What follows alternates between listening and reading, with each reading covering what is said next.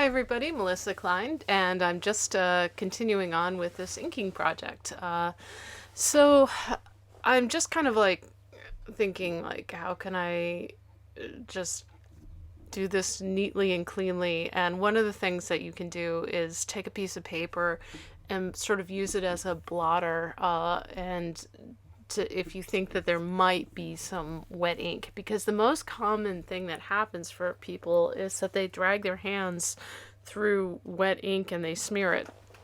And a lot of times they don't even realize. And this is funny too, because I like start a line down because I did that on purpose because I knew that if I did this line above it, and it would still be drying, I'd be dragging my hand through it. So sometimes thinking about doing things a little bit out of order can be a good way to, help hopefully prevent smudges. Now, smudges do happen, and I will be showing you what to do around them.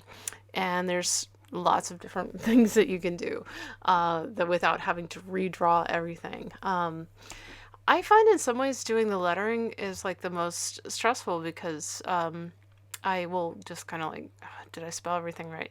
The other thing that'll happen is you'll see that I'll kind of work all over. Like I just had an idea as I was doing this. I was like, oh, it'd be great if I put on some exclamation points and some question marks, because that was what was going on in my head. Like, don't know how to deal with this. There's so much I don't know about this situation.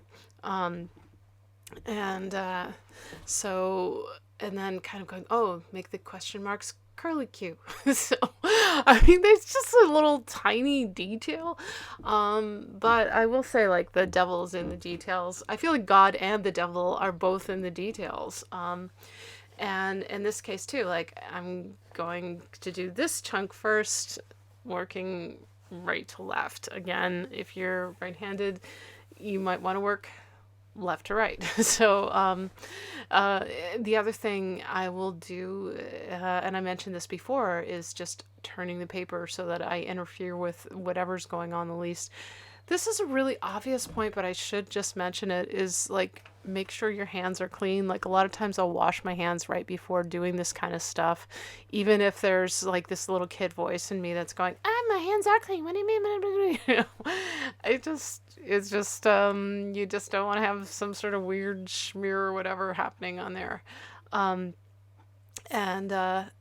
for this part where I'm doing the drawing of his face, you can't see it because my hand's in the way, but I am turning the pen upside down. And I would also say too, like if you're working, with different materials and stuff, you might want to think about like using a finer point pen for doing faces, so it lets you get into the details a little bit more without getting too heavy on things. And I think for me, a big challenge is like, don't overdo it. Now, some of you guys might want to push it further. We're all at different ways of working.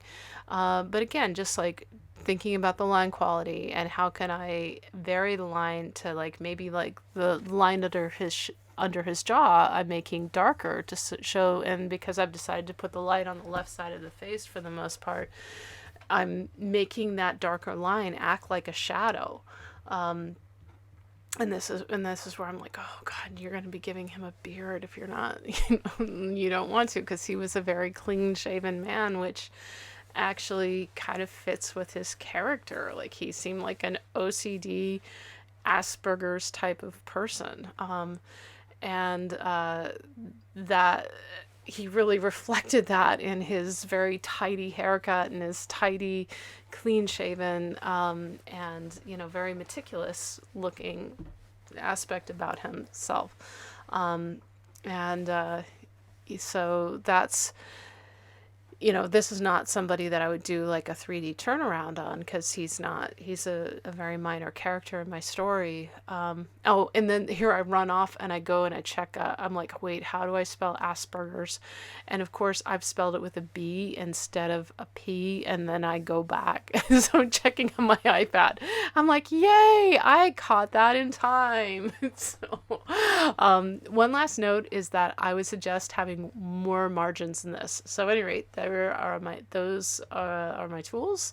That's the pencil version, obviously, and a little bit of a close-up because, we like that. And then this is pencils with the ink on top of it. And the next step is going to be about doing the erasing. All right, thanks so much for watching.